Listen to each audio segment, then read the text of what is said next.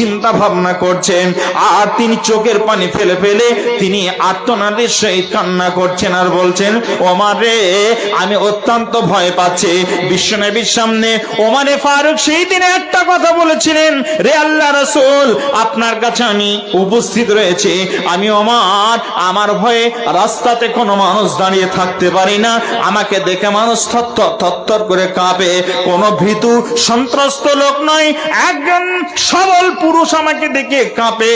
আমি ওমর আজকে একটা হুঙ্কার দেব আর গোটা ময়দান কাফের সব পালিয়ে যাবে, আমাকে একা আজকের এই ময়দানে একা 1,00,000 সাহাবীর সামনে মোকাবেলা করার জন্য আমাকে একাই ছেড়ে দেন, আমি ওমর একাই যথেষ্ট।